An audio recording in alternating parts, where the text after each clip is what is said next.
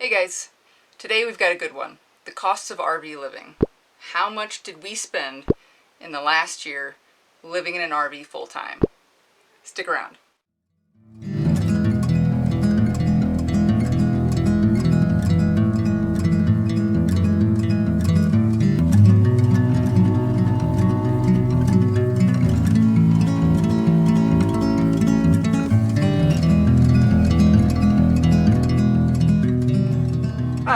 Hi, welcome to our channel, Explore Some More, where we take you with us on our RV adventures. We've got all the RV content your heart desires, whether you're a full-timer or just going out for the weekend.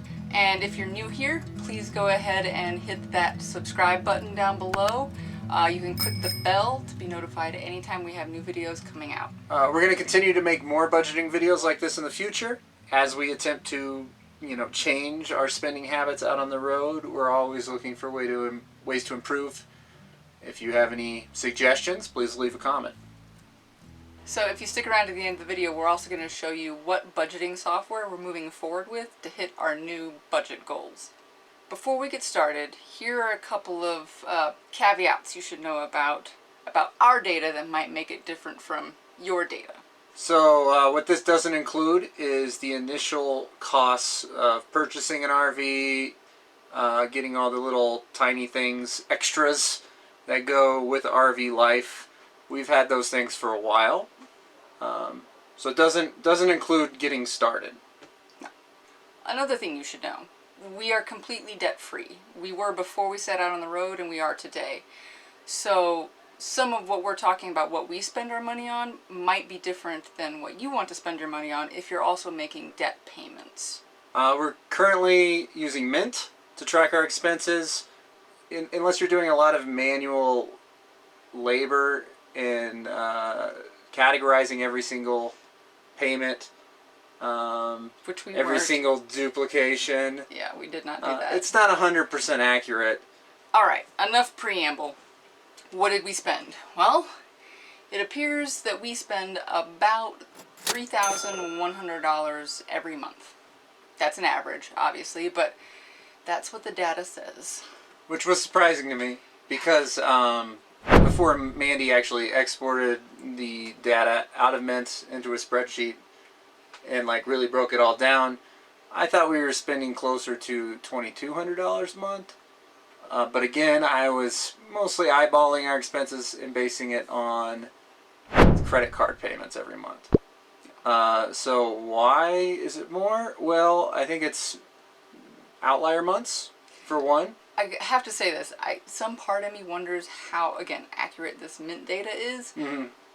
But generally, based on what Mint says in the app itself and what I'm finding when I exported and cleaned up all the data that I exported, that we spent about the same amount over the full year that Mint said and I found. So I think somehow it just is what we're spending, and I'm glad we know now. We're a little skeptical. But we're going to show you of Mint's data. I don't know. I never counted cash.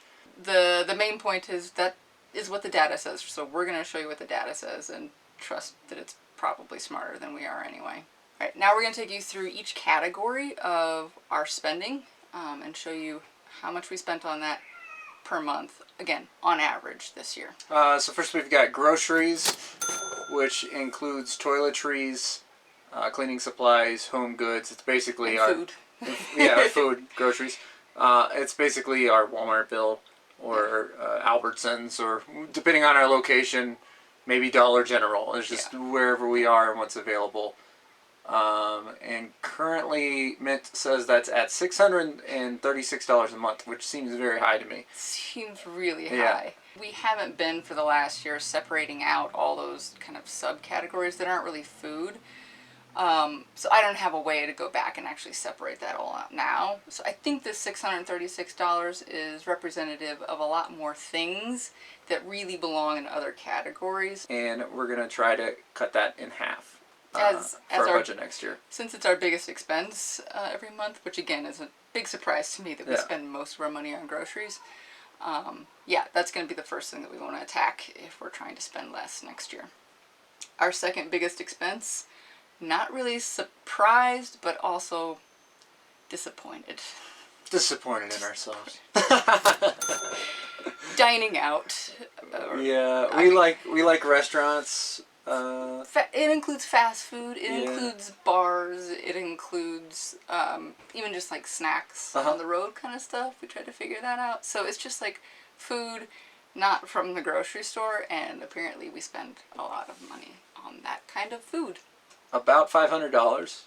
No, 600, almost 600, 562 $562 per month on average. And again, I think all of this is high. Yeah. Higher than actual, but maybe not by much. Something seems wrong. Uh, Or we just are wrong. or something's wrong with us. But what are we gonna try to do with that? I think we're gonna try to cut that down to $100 a month. Yeah, so that's a drastic change if the data is correct currently. But we've learned this whole shutdown pandemic situation has taught us a lot about what we do and don't need to be happy, and we've actually been like okay without going out to a restaurant every week. Yeah, It's yeah. been fine. So, yeah, that category is looking to get slashed next year. The next category is obviously we don't pay rent in a traditional sense or have mortgage payments in a traditional sense. So the next category is campground fees, which includes rent, water, and electric. If they charge separately or some just charge all together, whichever way it is. We do that all includes together. that, yeah. Our monthly average right now is $482, which actually seems correct. Keep in mind, our campground fees are very specific to the type of campgrounds that we stay in. So this, even if you are traveling, you're going to have to take this category into account. You have a lot of flexibility in choosing the cost of your campground fees. If you're boondocking a lot, obviously, very cheap. All we're saying is this is our cost. We're happy actually with this cost. It's about what we expected to be spending on campgrounds each month, and it's within our budget to do that. So that's one that we're not really anticipating changing, at least the way things are right now. You can find some pretty nice parks for about that much per month. Right. All right, the next big category, phone and internet. So this includes for last year, our 2 Google Fi phones and our Verizon Unlimited SIM card that we used. Again, that was last year's bills. We just recently made a change to a whole new set of internet options. Check out the video up above if you want to see some more information on our current internet setup. But yeah, we spent $243 per month on internet, and that is also not a surprise. We really knew what our phone bill was like, and we knew it was a lot, but connectivity is important, so we spend it. So that's one of those one of the pieces of the budget that I don't anticipate us changing much unless we change plans, but it is actually cheaper now, again, with our new phone, our new internet options. Right, and that would take a long time to explain, Again, so check the video out. check out the other video. You can see more information on that. Living on the road obviously requires gasoline. For us, that's diesel. To put in our F-250, and it looks like we went about 10,000 miles. Give or take. Give or take. Yeah, in the last year. And that cost us about $239 a month. Yeah, I don't think I'm surprised by $239. I wish it was lower, but it's another one that we really don't have a whole lot of control over, given this lifestyle. So Unless we just wanted to move shorter distances, but we want to see as much of the country as we can. yeah. So as long as we have the means to pay for gas, I don't think we're going to do that. Also, we do have something coming up that we're going to try. Oh yeah, the gas card. Yeah, we have a new gas card, which we'll talk about in a future video, that truckers use for diesel. And hopefully it works out, but we can't say anything about it yet because we're still waiting for our card in the mail. Outdoor gear. Why do we have a specific category for this? Because we tend to spend a little money on it. We like to get outdoors. It's one of our favorite parts of RV life, so we do spend a little bit of money on gear to get us out doing things. Some of the examples of that would be we just bought mountain bikes this year, which I don't regret in the slightest. No. We love having the mountain bikes. Absolutely. So that was a big expense this year. We just bought an inflatable kayak. An uninflatable kayak. An uninflatable kayak. But technically that is factored into the cost here because we bought it last month. But we have now returned it to Amazon because it does not inflate, and we'll be getting our money back soon. Yeah. It's a whole thing. But things like bear spray and hiking equipment, whatever it is, all that falls into that category. And at $164 a month, it's too much. But again, a lot of that is those bikes that we bought one-time purchase. That's the mountain bikes. I imagine next year that will be like what? $10 a month or something. We don't have any plans right now to buy a big piece of fun equipment. We're going to replace the inflatable kayak with an actual inflatable kayak. It's an important part of the inflatable kayak. Right, it's in the name. But that will only be maybe a couple $100. Next up is truck maintenance. Tires, repairs, oil changes, tools. And I'm pretty happy with this one. Yeah.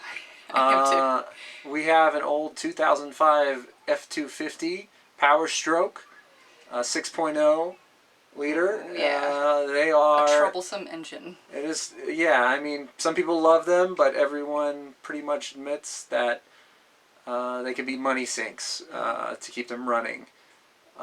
We've decided that as long as it's cheaper than a monthly truck payment, we're going to keep using it. Currently, it costs us $160 a month for maintenance to keep it going. Which, if you have a new truck, you know that truck payments are much more than that. So, right, this is a bargain to us. Exactly, and it keeps us debt-free. Yeah. Which is very important to us because we feel like that gives us the most flexibility in our lifestyle. Yeah. So yeah, we're happy with that. I don't think that's something we can change. It's something that might go up or down depending on our situation, but as long as we think it's below a truck payment, a monthly truck payment, we're going to keep going that route. Yeah, we'll be taking the truck into the auto shop in the next month or so to get a full checkup and fix a couple of small things that we know are wrong. Yep. So, fingers crossed, it averages to $160 a month of repairs. Right. Alright, so that was a pretty necessary category.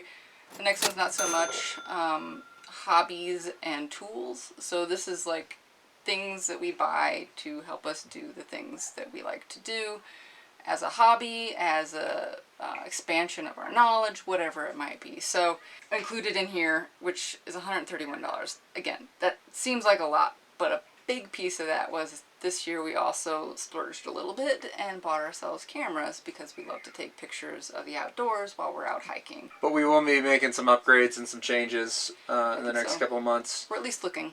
So I'm not sure how that part of our budget's going to change. But we don't expect it to go up.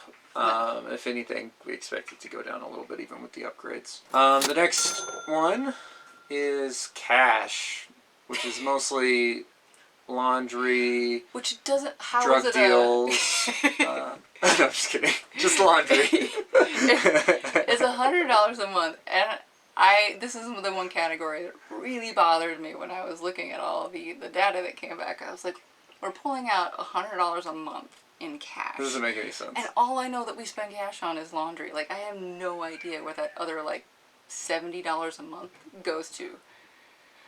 In the future, I'm going to break out our cash expenses so that I can start figuring out where our cash is going. But we don't use cash, like, unless forced to. Yeah. So why $100 a month? This is a mystery that I hope to solve in the coming months. I will say that when I take out cash, I typically take out at least $100 because we oftentimes have to pay an ATM fee. And I want the fee to be worth it. But the money's gone next month because we're pulling out another $100 next month. It doesn't make sense. Is the cash just falling on the ground somewhere? Are we just leaving cash for the next person in our campground? I don't think laundry costs $100 a month. It does not. There's no chance it costs $100 a month. Or maybe it does. Again, ignorance is bliss. but Yeah. I'm going to make us miserable and find out where it goes. I think Mint is very imperfect, which is why at the end of this video we're going to talk about a new software that we're going to use. All right, now we're starting to get into some of the smaller categories, so we'll run through these a little quickly. But next up would be things like insurance and fees. So we're talking about stuff for the truck, for the trailer, just random registration, insurance. Again, we have an old truck, so our insurance is pretty affordable on that truck. We just pay liability, I think. Yeah, I think so. It's an old truck. And we pay everything in one lump sum to get the lowest possible rate. We do that for both our trailer and our truck insurance. We don't do monthly payments because then you end up paying a little bit more, and we just don't see the point. Yeah, but it averages about $84 a month when you factor it out over the whole year. Gifts, $79 a month. Sorry, families. Next year you're getting a little less.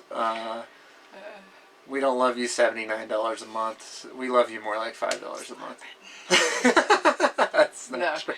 I honestly don't know. And to be perfectly clear, this is a weird category too, where it's really hard to tell from like a year ago if something we bought somewhere was for a gift or for ourselves.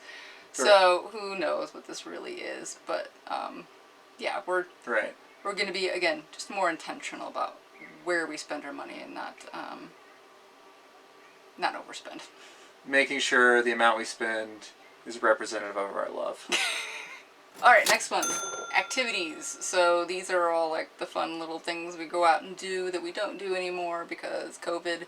But like movies, mini golf, I don't know, we went to a VR lounge one time. Yeah. Just like little get outside and go do an activity. Museums, obviously. Classical music. We like to see any kind of music venue we enjoy. Next up is vacation, holidays, and travel. So this is not RV life traveling. No. It's more like going to see family for the holidays is a big part of that. So yeah, often we'll be near my family around Christmas, and we'll spend a month in Florida near them.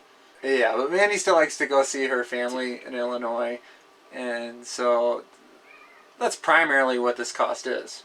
Even though in the past flights between Florida and Chicago were cheap, have been very cheap, for whatever reason they were pretty expensive. Yeah. So that averaged to $65 a month. Okay, so the next thing we got is digital media, and I mean by that anything that we're streaming, like Hulu, Netflix, Spotify, for you might be like HBO Go, whatever your streaming services are, these are ours, and they cost us $56 a month, which we have, I think, cut this, like as soon as we saw that amount. Yeah, we were surprised that we were spending that much. We stopped subscriptions. We'd cut out Hulu a few months back. We just canceled Netflix because we're just watching like old shows. We're not really using it. Like, it's not worth what you pay for. And if you're not watching the new shows and stuff. Yeah, we haven't really enjoyed a lot of their new series, and we do more reading now that we've been on the road for a while than we did at the beginning. Our habits have changed. And we found Amazon Prime actually has a music library, so we're going to try that instead of what we were paying for a Spotify like family plan thing. So that was a big piece of it. And we've also, we're not consistent about getting Xbox Game Pass, but every now and again we pick that up. We tried Game Pass out for a couple months, and I think we've realized it wasn't worth it to us. We don't play it enough to so we canceled it. I think this will be way lower next year. Yeah, I do too. Maybe even like $15 a month. Yeah. Trailer maintenance. I think I'm pretty happy with this one, but also I don't know what it included exactly. But it's $50 a month. So it includes things like, we repacked our wheel bearings this year, so we had to buy some equipment and supplies. We did that ourselves, but we had to buy supplies. We saved the service fees. So, like we haven't had to take the trailer in anywhere. We've done, again, the packing the wheel bearings ourselves. This is also like costs of things like getting replacement sealant or just any like doodad or screw that breaks on the trailer because things are always falling off. Honestly, even though $50 a month doesn't seem like a whole lot, I'm kind of surprised it's even that much. Yeah. Most of our real maintenance on the trailer was right away within the first few months. And then after that, things have been going pretty smoothly, so I'm personally a little skeptical of this $50 a month. But that's what Mint says, so we're going to go with it for now. And it could be a miscategorization of something too, Yeah. who knows. Again, we're budgeting going forward, and we'll figure out how much we're actually spending on trailer maintenance next year. Okay, last category. Oh, I'm sorry, there's been a lot. Clothing. This is not surprising to me that it is our lowest category because, I mean, we barely ever buy new clothes. But I don't anticipate this going much further down or further up. It'll probably be about the same. Yeah, I think it'll probably be the same. I agree. Alright, again, that was a lot of information. Everything about your expenses could be slightly different, but hopefully this has given you a few guidelines of what you might spend in each category. But the big takeaways that we've had from this experience of culling through our financials was one, we spend way too much on food. Groceries and restaurants everywhere, food. Mm-hmm. And we're going to cut that back. We could lower campground fees, but we're not going to. Mandy's still working. Not likely, yeah. Yeah, Mandy's still working a traditional office 9-to-5 job remotely. We stay in these campgrounds for a reason, and if that ever changes, Then we'll reevaluate. then we might outfit the trailer for more boondocking. More importantly, where does the cash go? Where does the cash go? We're going to find out, and we'll let you know. It gets lost in the laundry, just like our socks. Someday we'll do a video on all of Justin's financial tips for you, because he's got a lot of them, I promise. Got a lot of opinions. He's got opinions on money. I'm a very, very boring man. Okay, I think we've covered everything about our current or previous year's expenses. But now I want to do a quick rundown of the software that we are using or have just started using to help us budget in the coming year and meet our $2,000 a month budget goal. The name of the software is called YNAB. It stands for You Need a Budget. The cool thing about YNAB, like the entire concept behind it, is that you want to give your dollars, your money, a job. Like each dollar has a job. So you're trying to pay for next month's expenses with this month's paycheck. And that's like making sure that you have all the money that you need on hand for next month. Now we're already in that kind of position. Like we're not in a situation where we are living paycheck to paycheck.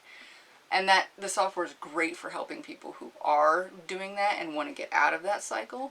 We're already out of that cycle, but now we just really want to know exactly where our money is going and can we control our spending on things that we agree ideologically that we shouldn't be spending that much money on. Yeah. So this app is going to be great about me telling it exactly, like, I want to spend this much money on, say, groceries this month and allocate that. And if we go over, I get a notification on my phone that says you've overspent in this budget category and you have to start moving your money around to fit. If you're curious about YNAB, I highly suggest you check out the YouTube channel Mapped Out Money. It's where I discovered it, and it's a great channel for learning how to use YNAB and the benefits of it. So click a link to that channel. I'll also have a link down in the description below. Yeah, go give them some views because it's very educational and informative. And we'll be back with regular updates about YNAB to, let you know how it's going, if we still like it in a month or 2 months, if it's helped us maintain a budget. If any of the numbers that we've shown you today surprised you, let me know in the comments below. What are you spending if you're out there traveling full-time on different categories of expenses? Are you budgeting? I don't know. Let me know how your financial full-timing is going right now. Hope you enjoyed the video. Don't forget to hit that like button and the bell and the subscribe button. Hit all the buttons. I mean, what could go wrong? Hit the big red button that everyone tells you not to hit. And just to see what happens. Who knows? Okay, bye guys.